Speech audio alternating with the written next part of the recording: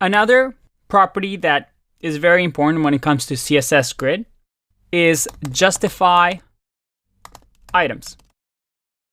And justify items, and the default is right now stretch. So that if I refresh this, nothing's going to change.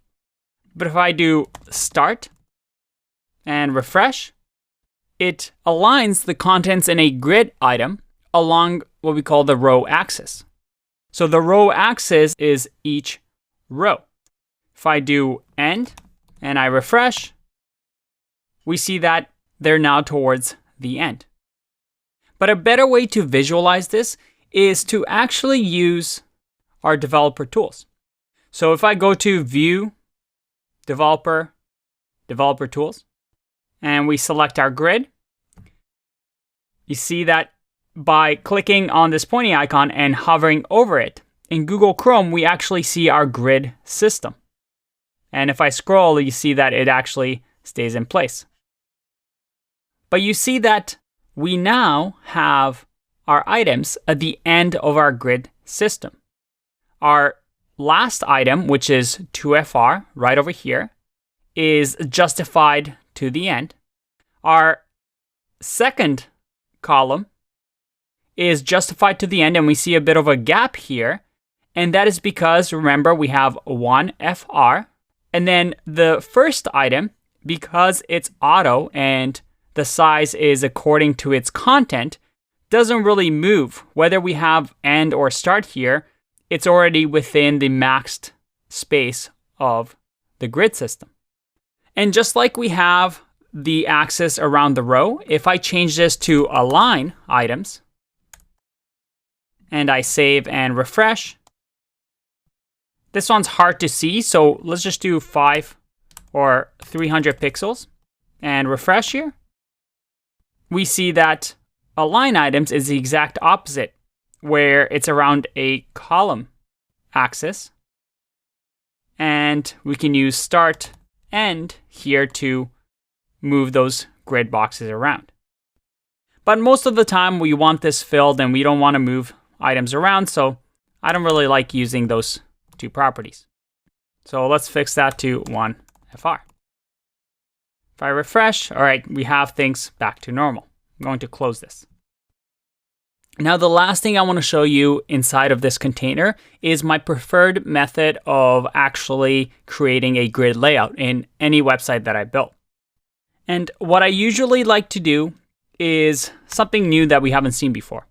I usually do repeat and define here how many rows I want. Let's say I want 3 at 1FR. So I want everything to have the same size. But there's a problem here, right? Because right now, this is stretching, but as soon as we make it too small or too big, it's not extremely responsive, or it's not 100% responsive. So instead, I like using autofill. And in autofill, just to show you what it does, if I do something like 300 pixels and I refresh, and now I change the sizing, you'll see that our grid system or the column system adjusts autofills according to the size of our viewport, which is really, really nice. But right now, I just said 300 pixels. So again, it's not super, super responsive. So instead, we can use something else called the min-max. And I know this can look confusing, but if you remember this pattern, this is the most common pattern I would say to use when it comes to CSS Grid. So once you get used to this, you can just copy and paste it and use it everywhere. And here, what we want to do is say, well, the minimum that we want the size of our columns to be, let's say I want the minimum to be 200 pixels. So that's the smallest it's going to get. The max though, how big do we want these to get?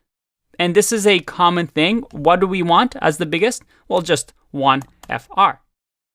Because as we will see, by doing this, it'll automatically adjust to the size of the viewport. Let me just save and show you what I mean. If I refresh here, I see I have 3 here. It auto adjusts based on our size. But you also see that the container itself is also adjusting in size. So that if I go smaller and smaller and smaller, look at that. As soon as we hit the 200 pixel minimum, it adjusts.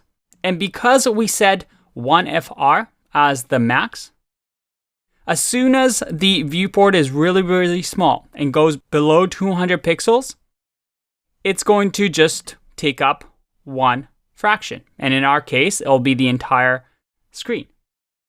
So using this syntax of repeat autofill min-max, giving it a minimum, we're able to make this completely responsive. And as you can see here, it's pretty powerful, right? In just a few lines of code, we've made this grid system that is completely responsive. All right, up to this point, we've just focused on the container. But what about the individual items? What if we want something that's maybe bigger than the other item, and we don't want them all symmetrical like this? What would we do? Let's find out in the next video.